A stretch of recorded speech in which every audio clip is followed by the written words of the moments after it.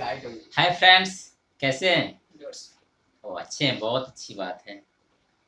पिछले वीडियो में आप लोगों ने न्यूट्रिशन, टाइप्स ऑफ न्यूट्रिशन और autotrophic nutrition and heterotrophic nutrition के बारे में देखा। बहुत मज़ा से आप लोगों ने उसको सीखा, समझा। और ख़ास करके आपके जो कमेंट्स आए, ख़ास करके जो पेरेंट्स के भी कुछ कमेंट्स आए, वो मेरे लिए बहुत प्रेरणा का स्रोत रहा। और हमारा उद्देश्य भी है कि आप में समझ विकसित करना। यदि आप इस लेक्चर्स को आत्मसात करते हैं, आपके ज्ञान के बाद अगर आपकी समझ विकसित हो जाती है, आप में जीवन कौशल विकसित होता है और आप अपने दैनिक जीवन में विज्ञान के अपेक्षाओं को, दृष्टिकोण को अपनाते हैं, तो यही हमारे लिए संतुष्टि है और यही मेरा अवार्ड है। और मैं फिर आपसे कहता हूँ कि मेरे वीडियो को, मेरे चैनल को सब्सक्राइब करने के लिए मैं आपको तभी कहूँगा जब आपको यह संतुष्ट करता है, आपको ऐसा लगता है कि भरत सर के द्वारा जो बायोलॉजी क्लासेस है, वीडियो लेक्चर क्लासेस है, ये हमें खुशी दे रहा है, मुझे आनंद के साथ सीखने का अवसर प्रदान कर रहा है, हम आत्मसात कर रहे हैं, तो आप अपने साथ भी अन्याय नहीं करेंगे। अगर अच्छा लगता है तो निश्चित रूप से सब्सक्राइब करेंगे। उसके बाद आप उसको शेयर भी करेंगे और आप अपने कमेंट्स अवश्य हमें भेजेंगे। तो फ्रेंड्स, आज हम एक नए टॉपिक के साथ आपसे रूबरू हो रहे हैं और मुझे सबसे बड़ी खुशी है कि आप सीखना चाह रहे हैं, आपके अंदर शौक पैदा हो रहा है। और कहा भी गया है कि शौके दीदार हो तो नज़र पैदा कर, यानी आपके अंदर शौक है तो आप नज़र पैदा कर रहे हैं। और इन्हीं के साथ हम शुरू करते हैं आज का steps of nutrition in animals. Steps of nutrition in animals. जंतुओं में पोषण के चरण। Steps of nutrition in animals, जंतुओं में पोषण के चरण। आप जान चुके हैं कि पोषण का मतलब है खान पान, जो हम लोग खाते हैं। तो ये किन चरणों में, कितने स्टेप्स में हमारे शरीर के अंदर ये पूरा होता है, ये जानना बहुत जरूरी है। तो इसके लिए हम जाने, सबसे पहला है इंजेशन। इंजेशन। दूसरा है डाइजेशन। तीसरा है एब्जॉर्प्शन। चौथा एसिमिलेशन और पांचवा है इजेशन। फ्रेंड्स, फिर मैं बता दूं, पहला इंजेशन, हिंदी में इसे क्या कहेंगे? अंतर्ग्रहण।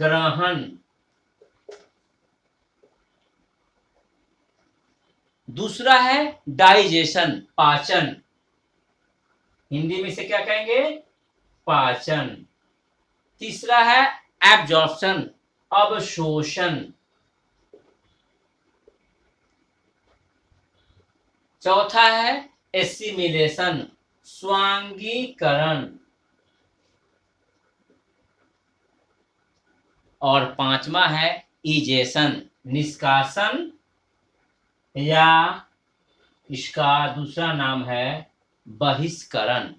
यानी यूं कहें कि हमारे अंदर जो न्यूट्रिशन होता है, खान पान होता है, तो कैसे करते हैं? सबसे पहले आपकी मॉम खाना लेकर आपके पास परोसती है, लेकर आती है, और आप क्या करते हैं? इस खाना को लेकर, अरे बड़े, यानी लेकर के मुंह में डाल लेते हैं, अंदर डालते हैं। इंजेशन यानी अंदर ग्रहण करना, यानी फूड को इनटेक करके, और कहाँ रखना? Put into mouth and buccal cavity, इसमें डाल दिया। ये हो गया फर्स्ट स्टेप इंजेशन। दूसरा स्टेप डाइजेशन, जो माउथ से शुरू होता है और स्मॉल इंटेस्टाइन तक पचता है भोजन। और उसके बाद जब पचने के बाद वो भोजन छोटे छोटे अणु में टूट जाता है, एब्जॉर्प्शन होता है, यानी स्मॉल इंटेस्टाइन के द्वारा एब्जॉर्ब होता है। उसके बाद पूरे शरीर में, क्योंकि हम यहाँ से खाते हैं और हमारे इंटेस्टाइन तक भोजन जाता है, तो हाथ को कैसे मिलेगा भोजन, ब्रेन को कैसे मिलेगा, पैर को कैसे मिलेगा। तो ऐसी स्थिति में हमें ये पूरे शरीर में बढ़ता है, भोजन वितरित होता है, डिस्ट्रीब्यूशन होता है, उसको एसिमिलेशन या स्वायीकरण। और अंत में कुछ ऐसे भोजन बचते हैं जो बेकार होते हैं, अनडाइजेस्टेड फूड होते हैं, उसको शरीर से बाहर निकलता है फीकल के रूप में, मल के रूप में, बहिष्करण। तो ये पोषण के 5 चरण थे। अब हम आगे ये जानना चाहेंगे कि क्या ये सभी चरण, क्योंकि 2 तरह के जीव होते हैं, एक कोशिका का, आप तो जानते हैं कि एक कोशिकीय जीव का सबसे क्या है, मोस्ट कॉमन एग्जाम्पल्स अमीबा, बिल्कुल सही। सबसे पैरामेशियम, ये सब क्लेमाइडोमोनास, ये क्या है, तो ये एक कोशिकीय जीव है। तो 2 तरह के जीव हैं, एक कोशिकीय यानी यूनिसेलुलर, और दूसरा है बहुकोशिकीय मल्टीसेलुलर। तो एक कोशिकीय जीव, जरा कल्पना कीजिए कि एक कोशिका का जीव है अमीबा, क्या वो भी इन चरणों से गुजरता है, यह प्रश्न है। हाँ बिल्कुल, अगर वो एनिमल हैं और उनमें भी न्यूट्रिशन होता है तो वो भी, तो अमीबा की बात करें, हम जरा इन तस्वीर को देखें, और इस तस्वीर को देखने के बाद ये आपने महसूस कर लिया होगा कि ये अमीबा का दृश्य है। कैसी का दृश्य है, अमीबा, स्पेलिंग भी आप जरा देख ले, ये अमीबा है। Most common examples of unicellular animal, amoeba.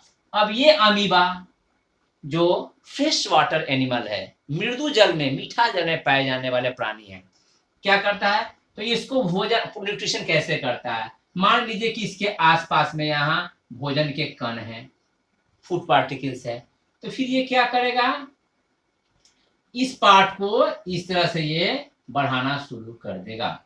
ये क्या है, ये फूड पार्टिकल्स है, फूड पार्टिकल्स है।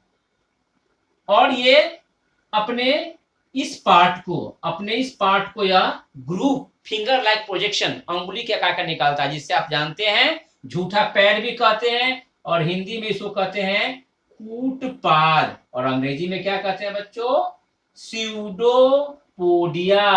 स्यूडो मीन्स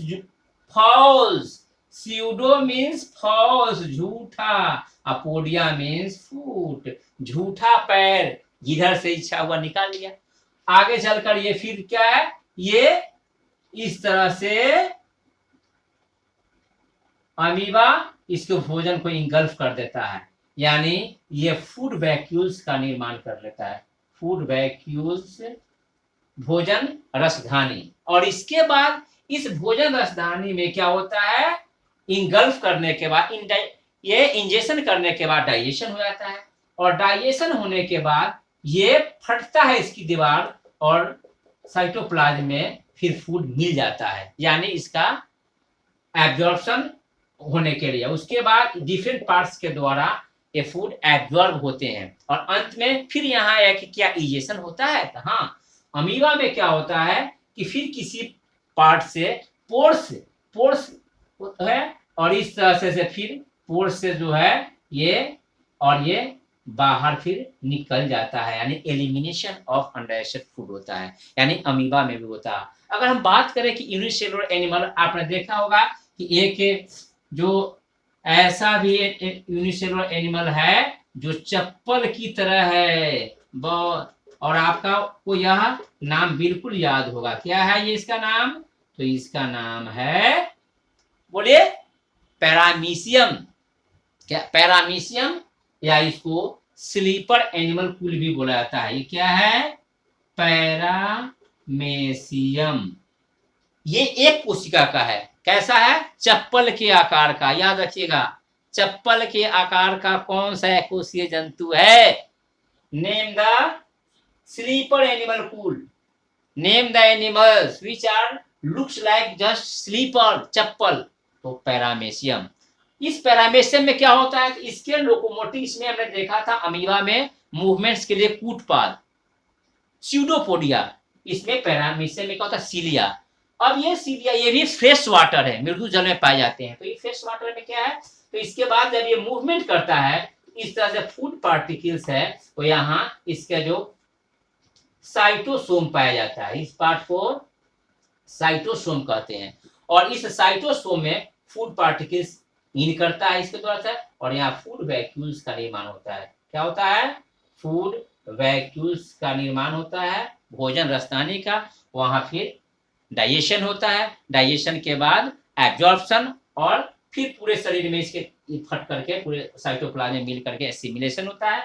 और जो अनडाइजेस्टेड फूड है, जो अपचित भोजन है, जो उसका एलिमिनेशन होता है पोर्स के द्वारा, फिर ये यानी यूनिसेलुलर एनिमल्स भी न्यूट्रिशन के जो 5 स्टेप्स हैं उससे होते हुए न्यूट्रिशन को कंप्लीट करते हैं। अब हम लोग मल्टी सेलुलर एनिमल की ओर रुख करेंगे कि बहुकोशिकीय जीव में पोषण किस तरह से संपन्न होते हैं।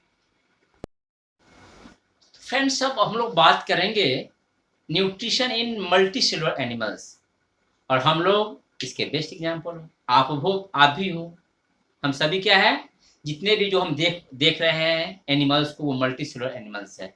और मल्टी सेलुलर एनिमल्स में डाइजेस्टिव सिस्टम वेल डेवलप्ड होते हैं, और एक वेल ऑर्गेनाइज सिस्टम होता है जिसको हम लोग एलिमेंट्री कैनाल्स कहते हैं।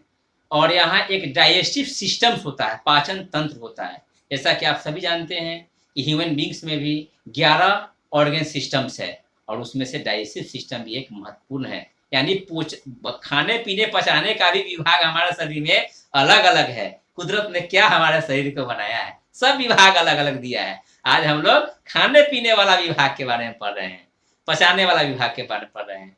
तो हम लोग पाचन क्रिया हायर एनिमल्स से हमको देखना है। तो सबसे पहले हम फोकस करना चाहेंगे बच्चों कि पाचन है क्या, डाइजेशन है क्या। आप लोग बहुत कुछ डाइजेस्ट कर जाते हो।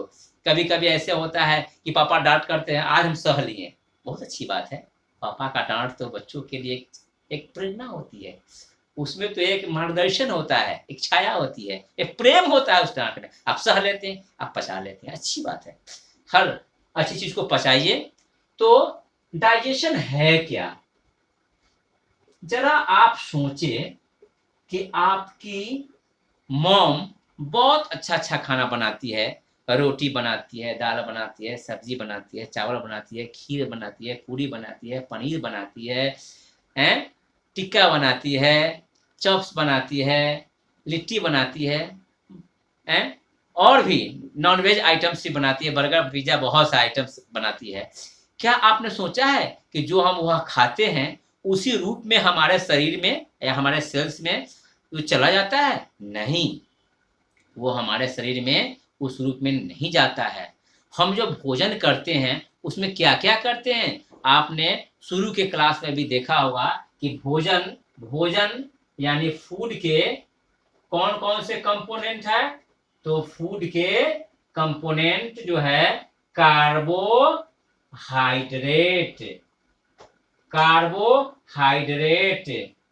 प्रोटीन, फैट, विटामिन,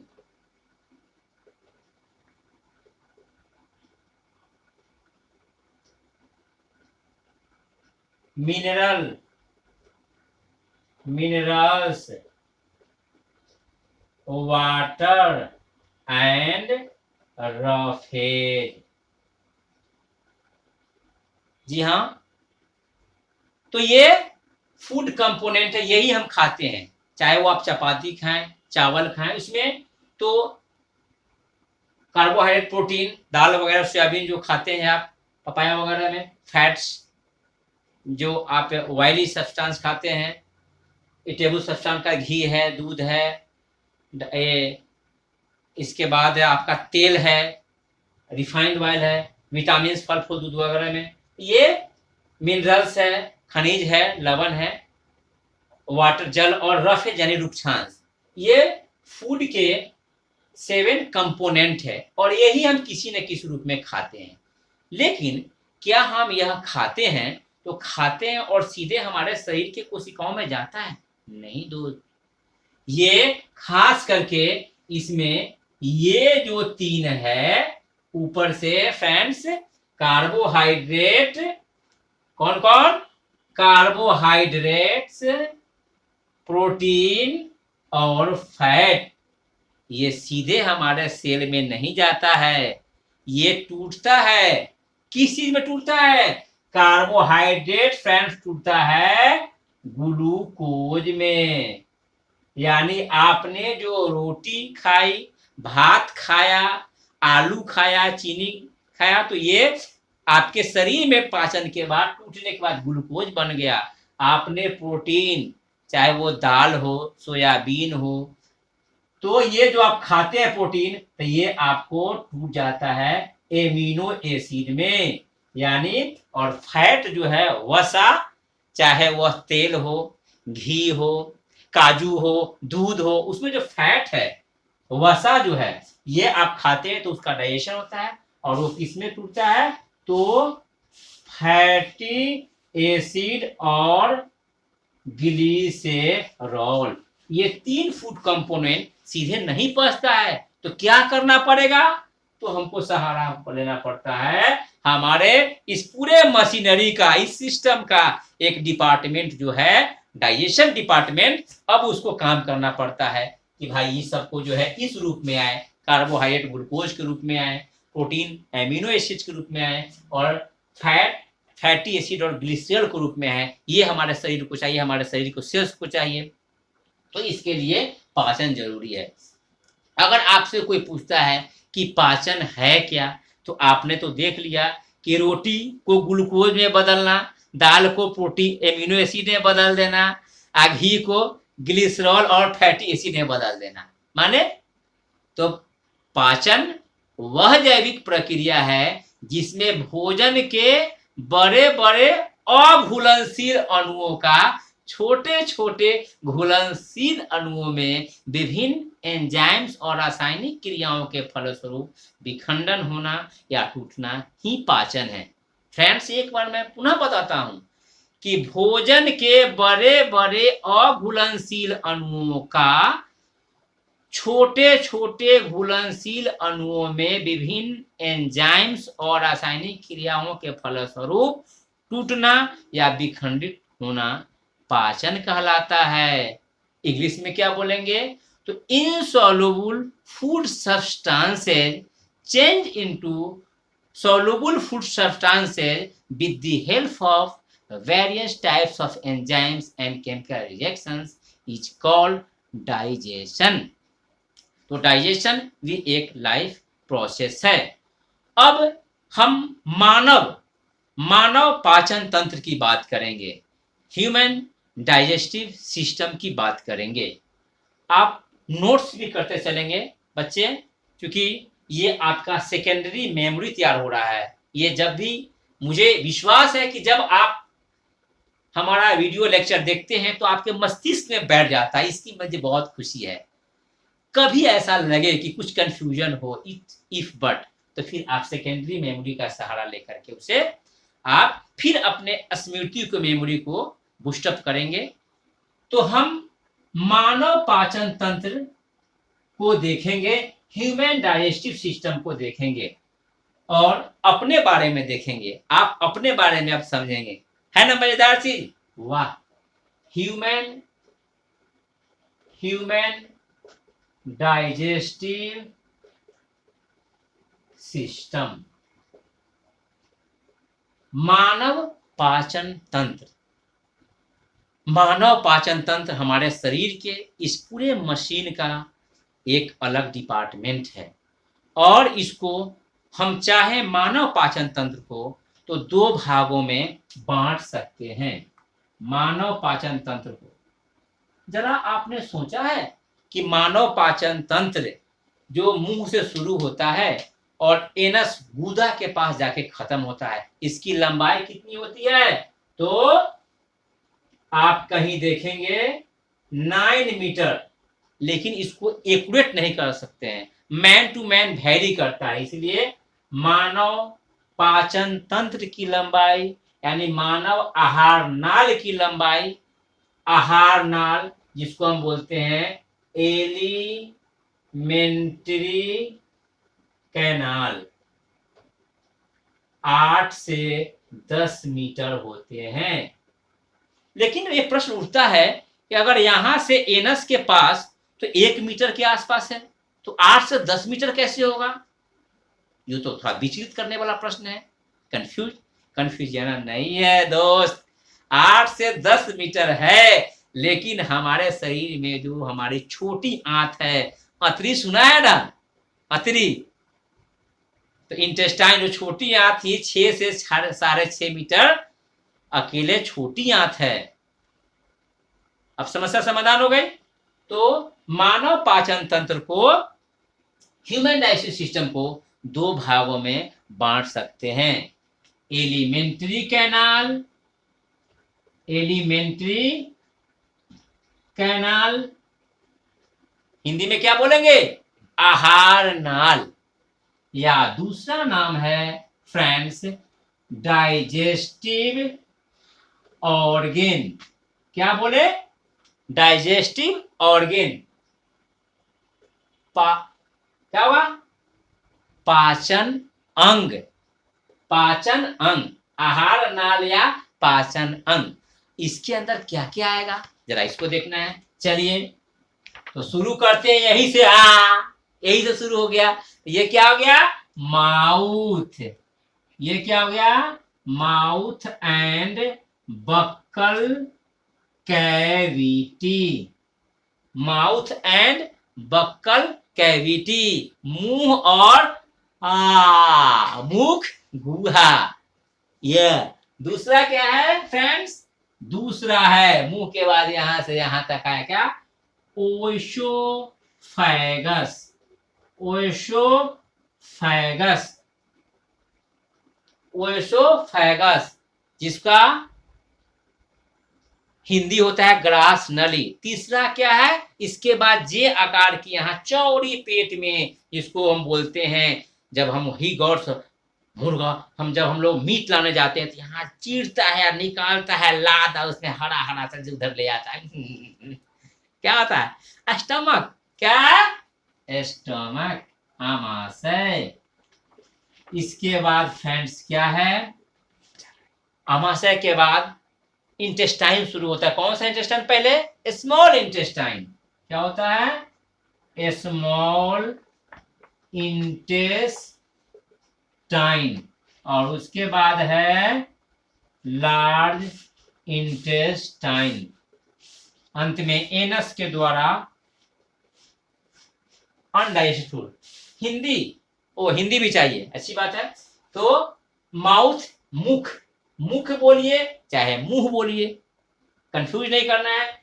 मुख या मुंह, मुख एवं मुख गुहा, मुख एवं मुख गुहा। दूसरा क्या है? ओएसोफेगस। इसको फूड पाइप भी बोलते हैं। क्या बोलते हैं? Food pipe. और हिंदी में क्या बोलेंगे? ग्रास, ग्रास नली। आपका हरास नहीं हो रहा है, हम इंग्लिश वाले बच्चे का हरास नहीं कर रहे हैं। ओएसोफेगस का हिंदी होता है ग्रास नली। स्टोमक, स्टोमक मीन्स आमाशय। स्टोमक का मतलब आमाशय। स्मॉल मीन छोटा, इंटेस्टाइन माने आंत, तो स्मॉल इंटेस्टाइन माने छोटी, छोटी आंत, और लार्ज इंटेस्टाइन में बड़ी आंत, बड़ी आंत। और इसके बाद अपचित भोजन जो है एनस, गुदा के द्वारा शरीर से बाहर निकल जाता है। ये है एलिमेंट्री कैनाल, या इसको हम डाइजेस्टिव ऑर्गेन, पाचन अंग कहें या आहार नाल। दूसरा पार्ट है जो है एसोसिएटेड ग्लैंड। दूसरा पार्ट है एसोसिएटेड ग्लैंड, या दूसरा नाम है डाइजेस्टिव ग्लैंड। दूसरा नाम है डाइजेस्टिव ग्लैंड। तो एलिमेंट डाइजेस्टिव सिस्टम का पहला पार्ट था एलिमेंट्री कैनाल या डाइजेस्टिव ऑर्गन, दूसरा पार्ट है एसोसिएटेड ग्लैंड या डाइजेस्टिव ग्लैंड, हिंदी में कहेंगे सहायक ग्रंथियां, एसोसिएटेड ग्लैंड सहायक ग्रंथियां या पाचक ग्रंथियां। इसके अंतर्गत कौन कौन से चीज आएंगे? सबसे पहले सलाइवरी ग्लैंड, और ये अभी आपको हम बर्गर की बात करें और मुंह खोल दिया टप टप टप टप चूने रहेगा, या अगर हम मिर्चा या गोलगप्पा की बात करें तो आपके मुंह से अभी टप टप चूने रहेगा। वो क्या है? सलाइवा है, लाड़ है, और वो कहां से निकलता है? सलाइवरी ग्लैंड, और हिंदी में क्या बोलेंगे? लाड़ ग्रंथि, लाड़ ग्रंथि, सलाइवरी ग्लैंड। दूसरा है लीवर। क्या है?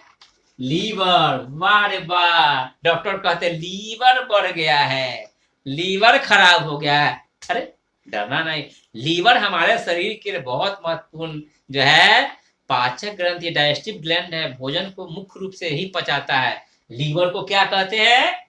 यकृत। क्या करते हैं? यकृत, यकृत, और इसको हम लोग जिगर भी बोलते हैं। और भोजपुरिया लोग बोलते हैं करेजवा के टुकड़ी, करेजा, हमर करेजा। अपने देखते होंगे हमर करेजा, तो क्या हुआ करेजा? लीवर को जो है बोलते हैं करेजा या कलेजी। आप लोग अगर मटन खाते हो तो कलेजी खाते हैं, क्या? वो लीवर है। इसके बाद लीवर के बाद जो हमारे शरीर में है पैंक्रियाज। पहले गैस्ट्रिक ग्लैंड, गैस्ट्रिक ग्लैंड हमारे स्टोमक में, आमाशय में एक ग्रंथि होता है गैस्ट्रिक ग्लैंड, जिसको हिंदी में क्या कहते हैं? जठर, जठर ग्रंथि, गैस्ट्रिक ग्लैंड। कुछ गैस्ट्रिक ग्लैंड से पता चलने लगा कि गैस्ट्रिक के बीमारी, गैस्ट्रिक जूस, ये सब दिमाग में आने लगा। हाँ, इसकी भी चर्चा होगी। और उसके बाद होता है इंटेस्टाइन में भी पचाने वाला होता है ग्लैंड, इसका नाम इंटेस्टाइनल ग्लैंड, आंत्र, आंत्र ग्रंथि। तो इस तरह से हमने देखा कि human digestive system can be divided into 2 categories. और एक हमारे शरीर में बहुत ही महत्वपूर्ण ग्रंथि होता है, उसका नाम है पैंक्रियाज। पैंक्रियाज, जिसको हिंदी में बोलते हैं अग्न्याशय। ये बहुत महत्वपूर्ण है। पैंक्रियाज से ही हमारे शरीर में उसके अंदर एक इंडोक्राइन ग्लैंड और इंसुलिन निकलता है, और इंसुलिन निकलता है तो हमारे शरीर का शुगर यानी ग्लूकोज ग्लाइकोजन में बदलता है और स्टोर रहता है। तो इस तरह से हमारे शरीर में human digestive system can be divided into 2 major categories, elementary canal also named as digestive organ, other one is associated gland or digestive gland. Under the alimentary canal, mouth and buccal cavity, esophagus, stomach, small intestine, large intestine and anus.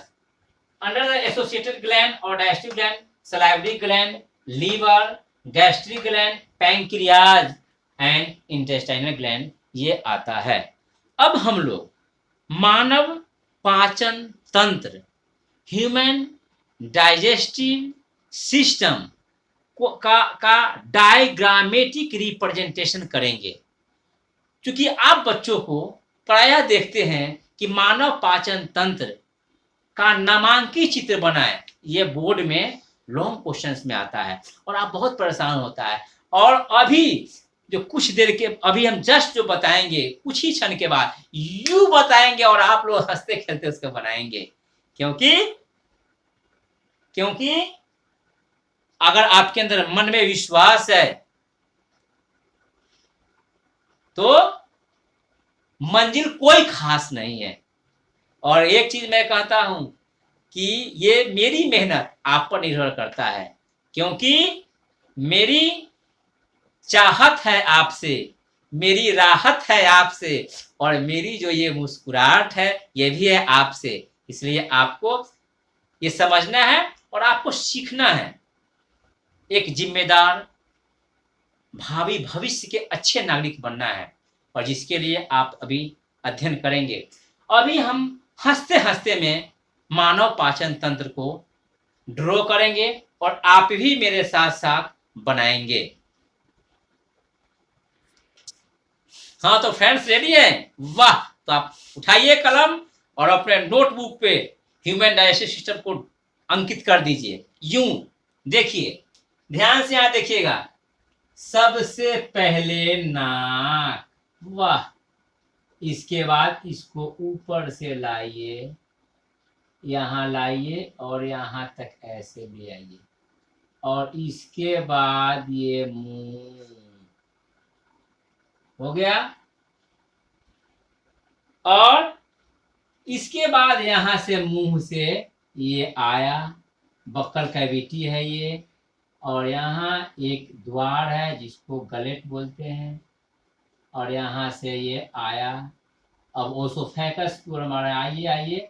अब यहाँ से हमको जे बनाना है, क्योंकि stomach जे की तरह होता है। तो ये मैंने जे बनाया, स्टोमक हो गया।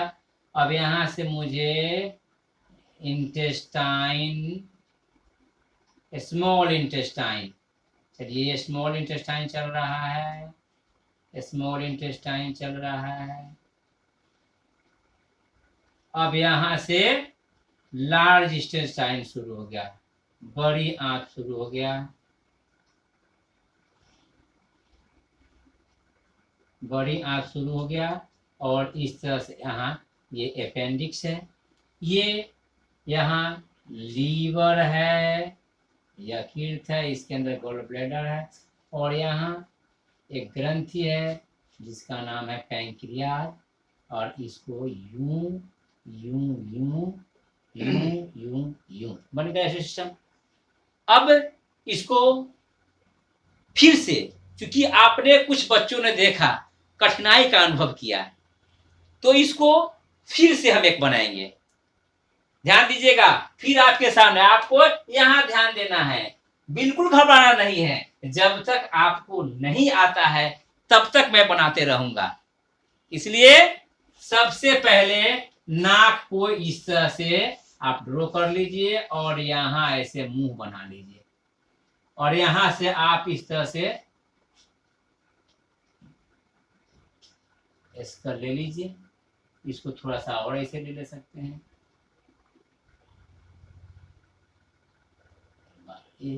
और यहां से ऐसे, ये हो गया। आपने समझा? फिर देखिए, फिर कुछ बच्चे कंफ्यूज कर रहे हैं। फिर देखिए, यहां आपने नोज लिया, आपने नोज लिया, और नोज लेने के बाद माउथ बनाया, माउथ के बाद ऐसे चीन होते हुए आपने किया, और ऊपर से आप जो है ये माउथ पार्ट हो गया। अब यहां से मुझे नीचे आना है, माउथ से ऐसे, ये माउथ बकल कैविटी है ये, और ये यहाँ आकर के ये गलेट है। इसके बाद यहाँ से ये नीचे आइए, शाबाश, ये नीचे। अब ये ओसोफेगस है, और यहाँ से हम ये जे के आकार का ये स्टोमक है। स्टोमक के बाद हम यहाँ से स्मॉल इंटेस्टाइन, ये कुंडली 6 से 6.5 मीटर, ये स्मॉल इंटेस्टाइन है, ये नलीनुमा है।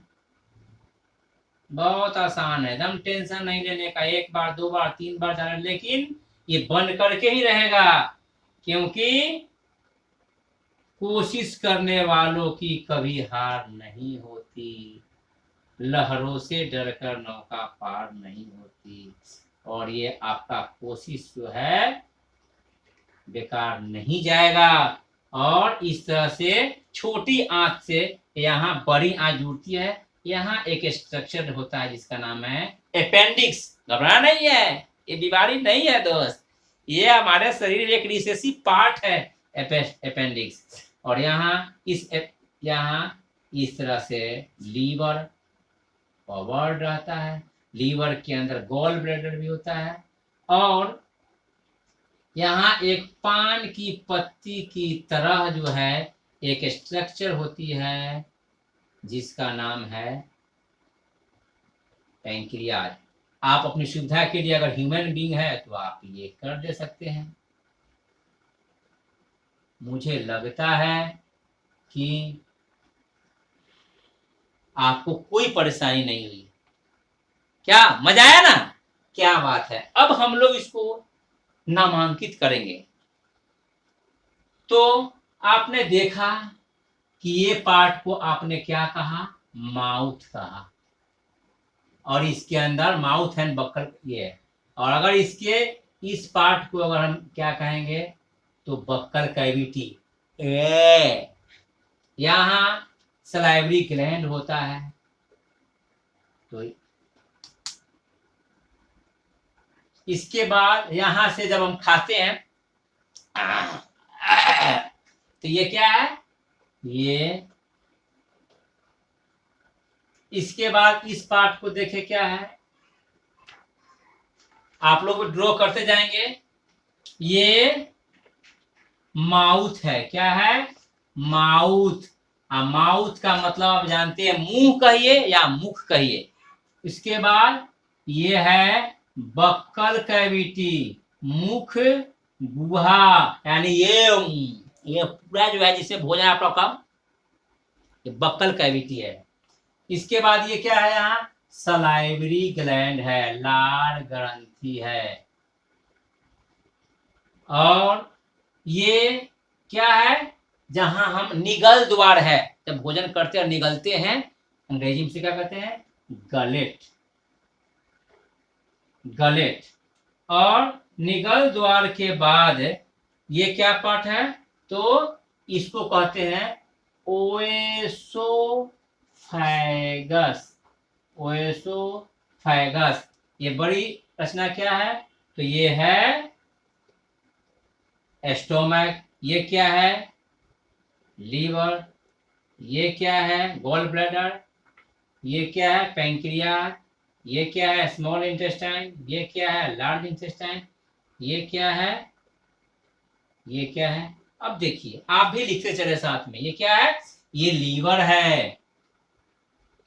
ये क्या है? Gall bladder. Gall bladder. ये क्या है? स्टोमक। स्टोमक। ये क्या है? पैंक्रियाज।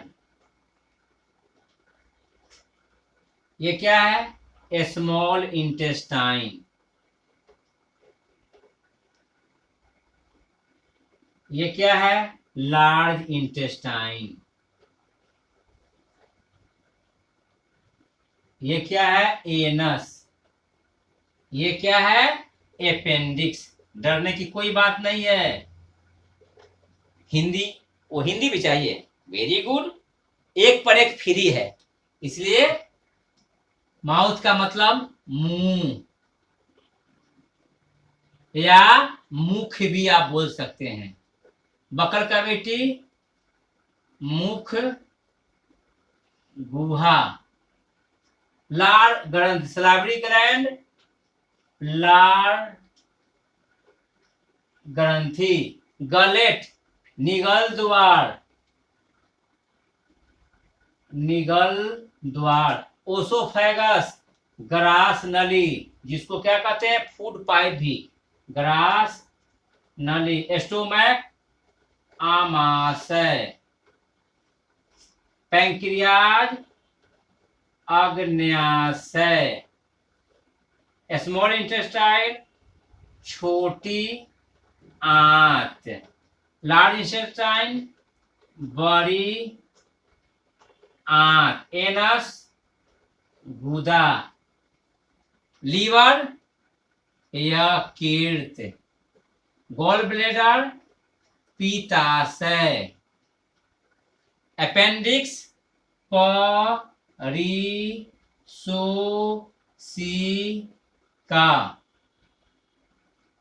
हो गया? क्या बात है, आप लोग बना लिए, अच्छी बात है, बिल्कुल।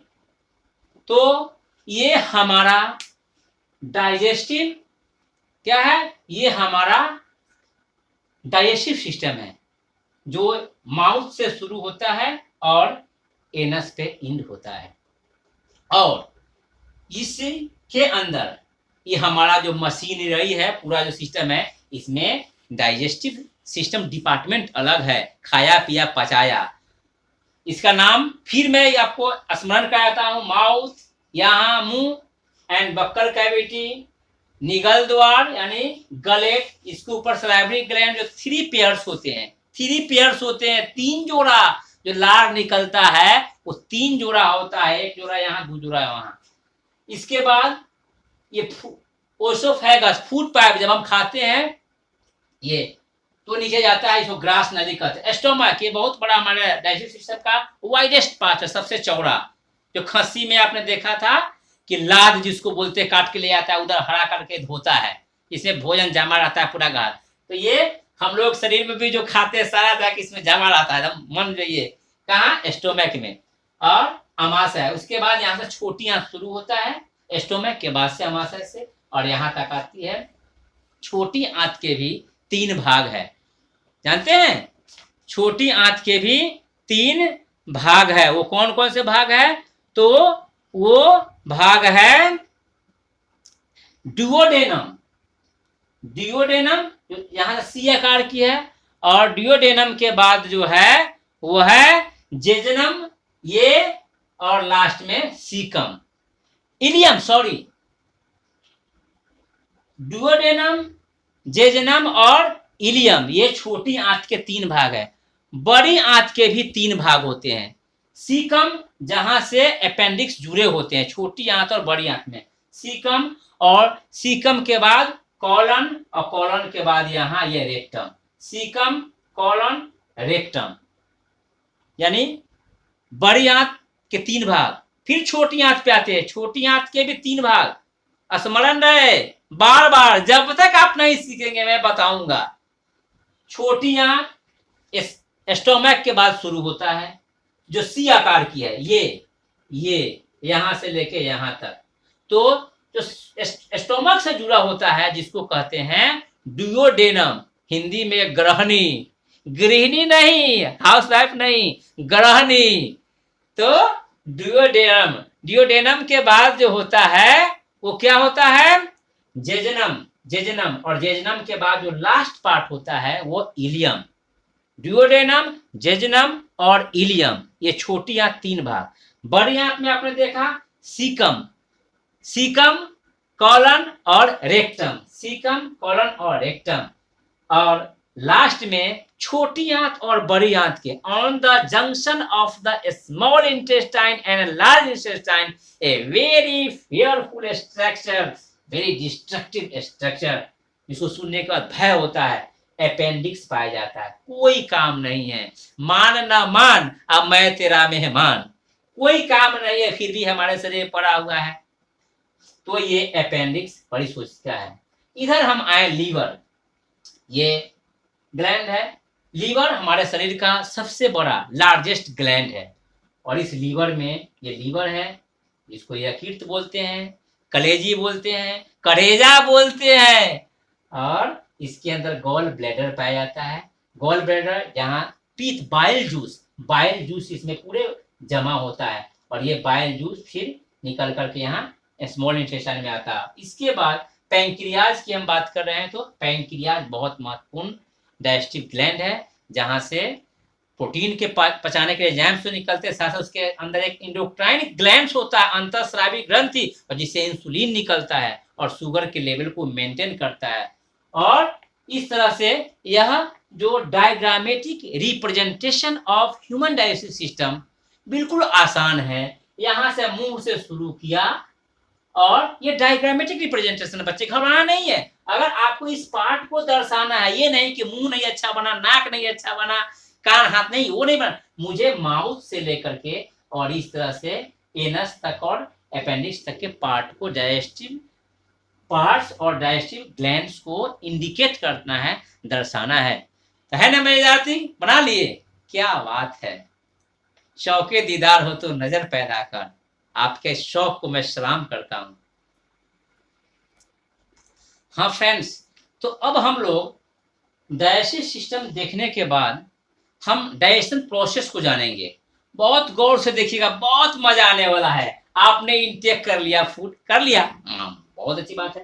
अब आपने जो फूड लिया, तो इस फूड के अंदर माउथ कैविटी के अंदर जैसे ही गया, तो माउथ कैविटी में क्या क्या होता है?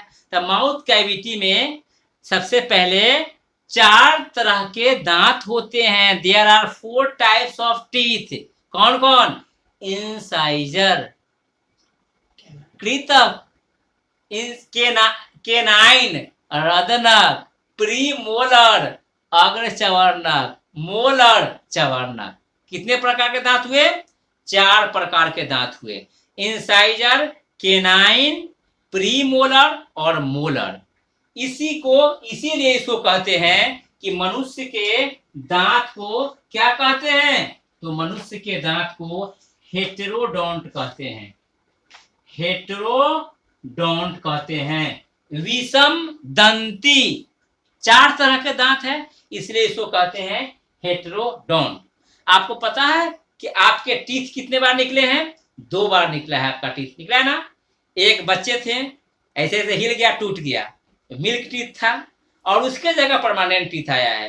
तो आपको जब आप मात्र 8 महीना के थे तो दूध का दांत आना शुरू हो गया था, और वो 8 से 10 साल होते होते आपका टूट गया, 20 की संख्या में थे। इसको क्या कहते हैं? Milk teeth. क्या था वो? Milk teeth. और उसके जगह जो आपका टीथ आया है, वो कौन सा टीथ आया है? Permanent teeth. तो 4 प्रकार के दांत है, इसके लिए आपको कहा गया हेटेरोडोंट। दूसरी चीज यह है कि आपका जो दांत है, टीथ है, वो एक सॉकेट में धंसा हुआ है। ये टीथ एक जो है इस तरह से एक सॉकेट में यहां धंसा हुआ है, इसीलिए इसको कहा गया है थेकोडोंट। क्या कहा गया? थेकोडोंट। गर्थ दंती। क्या कहा गया? गर्थ दंती। और आपका टीथ कितने बार निकला है? एक दूध का, एक परमानेंट, 2 बार। इसलिए आपके दांत को क्या कहा गया है? डाइथायोडोंट, द्विदंती। 2 बार निकला है दांत, यानी आपका दांत हेटेरोडोंट है, थेकोडोंट हो और डाइथा। दांत के बारे में बच्चे हम आपको बताना चाहेंगे कि आप दांत को जरा सा देखिए, मेरी दांत को देखिए। कोई व्यक्ति ऐसा नहीं होगा जो आपको ऐसा बताएगा। मेरी दांत को देखिए, ये बीच है, ये हाफ है, बीच है। यहां से जो पहला 2 दांत है, ये 2 दांत, ये इंसाइजर है। तो इधर भी है, इधर भी है, इधर बीच से पहला 2 दांत क्या है? इंसाइजर। उसके बाद 2 दांत इंसाइजर, तो 2 दांत इंसाइजर लिख लिए। चलिए, 2 दांत इंसाइजर लिख लिए। इसके बाद 2 के बाद 1 दांत केनाइन है, रदनक, कृतक 2 है, 1 है रदनक। इधर भी 1, इधर भी, इधर भी 1, तो ये 1 हो गया एक तरफ में। इसके बाद प्रीमोलर, अग्रचवर्णक 2 है, 1 2, ये इंसाइजर है, ये केनाइन है, यहाँ ये और ये 2 जो है अग्रचवर्णक है। और अंत में 3 जो है, 3 दांत इधर, चौ जिसको बोलते हैं, चवर्णक 3, ये एक तरफ हो गया। और उसी तरह से इधर भी 2 1 2 3 है, नीचे भी इधर 2 1 2 3 है, इधर भी है। तो 2 1 2 3 और 2 1 2 3, यानी यह हमारा क्या है? डेंटल फार्मूला हो गया। क्या हो गया? Dental formula. दंत सूत्र 2 2 1 2 3, 1 2 3, ऊपर 2 1 2 3, नीचे 2 1 2 3, कुल कितना 32। लेकिन आप में नहीं होगा, 32 आप में नहीं है। आपके मोलर्स चवर्णक कभी नहीं आए हैं, हो सकता है कि आप में 28 हो या 26 हो। मुंह में क्या करता है, भोजन को मास्टिकेट करता है, चबाता है, और जो टंग है ये मिलाने का मिलाने का काम करता है और टेस्ट भी लेता है। तो ये दांत का काम हो गया क्रशिंग, चेविंग। और ये जीभ जो है, ये जीभ का काम है ये क्या करना है, ये मिक्स करता है फूड को। टेस्ट हम लेते हैं, ओह टेस्ट बर्ड्स होते हैं इसमें, खट्टा के लिए, मीठा के लिए, तीखा के लिए। तो ये अलग अलग स्वाद के लिए टेस्ट बर्ड अलग अलग होते हैं। और ये दांत को साफ भी करता है, और कुछ फंस जाता है तो ये। इसके बाद मुंह में जब भोजन जब मास्टिकेट होता है तो उसमें लार ग्रंथि से लार मिल जाता है, सलाइवा मिल जाता है, और आपका भोजन गीला हो जाता है। रोटी जब आप सूखा खाते हैं, जब चबाते हैं तो गीला लगता है, जब कुछ पड़ जाता है कंकड़ उगलते हैं गीला। गीला कैसे हो गया, तो रोटी सूखा खाए थे इसलिए उसमें लार मिल गया है। और लार में एक डाइजेस्टिव एंजाइम भी पाया जाता है जिसको सलाइवरी एमाइलेज कहते हैं, सलाइवरी एमाइलेज या कहते हैं। और ये सलाइवरी एमाइलेज कार्बोहाइड्रेट को डाइजेस्ट करता है, भोजन को पचाता है। तो मुंह में जब हम रोटी खाते हैं तो वही कार्बोहाइड्रेट का पाचन शुरू हो जाता है, इसलिए रोटी खाने पर मीठा भी लगता है। ये प्रश्न बनता है। इसके बाद जो रोटी की इतना बड़ा टुकड़ा खाया, मुलायम छोटा टुकड़ा हो गया, निगल द्वार इस गलेट से होते हुए इसमें आता है, फूड पाइप में, ओसोफेगस में। इसमें फंसे नहीं, इसमें एक प्रोसेस चलता है जिसका नाम है पेरिस्टालसिस। पेरिस्टालसिस मूवमेंट का नाम है, और हिंदी में कर्मानुकुंचन। क्या है, कर्मानुकुंचन। और अंग्रेजी में क्या कहते हैं, पेरिस्टालसिस। आपने जो भोजन इसमें जो आया है वो बोलस हो गया, यानी गीला हो गया है। अब इसमें चौड़ी पार्ट में आइए, किसमें, एस्टोमक में। इस एस्टोमक के भी 4 पार्ट है, ये अलग है, ये अलग है, ये है, ये 4 पार्ट्स है। और इस 4 पार्ट्स को भी हम लोग फंडस, कार्डियक, बॉडी और पाइलोरिक पार्ट बोलते हैं। इसमें क्या होता है, जैसे भोजन आता है तो इसमें भोजन जिस तरह से ब्रश से कपड़ा साफ करते हैं उसी हिसाब से भोजन की पिसाई, ये चक्की है, ये चक्की मशीन में जैसे गेहूं पीसता है, आटा बनता है, यहाँ भोजन की पिसाई होती है। और यहाँ एक ग्रंथि पाया जाता है जिसका नाम है गैस्ट्रिक ग्लैंड। गैस्ट्रिक ग्लैंड, पाचक ग्रंथि, जठर ग्रंथि, इसको हिंदी में क्या बोलेंगे, जठर ग्रंथि। और इस जठर ग्रंथि से एक जूस निकलता है जिसका नाम है गैस्ट्रिक जूस। क्या बोलते हैं, गैस्ट्रिक जूस। और इस गैस्ट्रिक जूस से 3 तरह का एंजाइम निकलता है, HCl, उसके बाद पेप्सिन और म्यूसिन। 3 तरह का एंजाइम से निकलता है गैस्ट्रिक ग्लैंड से।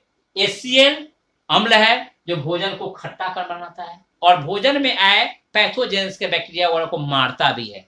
HCl। पेप्सिन प्रोटीन का डाइजेशन करता है, प्रोटीन को तोड़ता है। और म्यूसिन इसकी सुरक्षा कवच है, इस आमाशय को प्रोटेक्शन देता है कि वो पचे नहीं, डैमेज नहीं हो। और इसमें जो भोजन आपने जो रोटी भात वगैरह जो खाया वो कैसा हो गया, लेई देखा है साटने के लिए, गीला आटा, उस तरह से लेई, जिसके लिए टर्म इस्तेमाल होता है चाइम, काइम या चाइम, चाइम। और ये लेई की तरह बन गया वो भोजन जो आप खाते का आमाश है। इसके बाद एस्टोमक में, एस्टोमक के बाद छोटी आंत की ओर हम अग्रसर होते हैं। छोटी आंत में भोजन जब चलती है तो छोटी आंत में सबसे पहले डुओडेनम, ग्रहणी में भोजन आता है।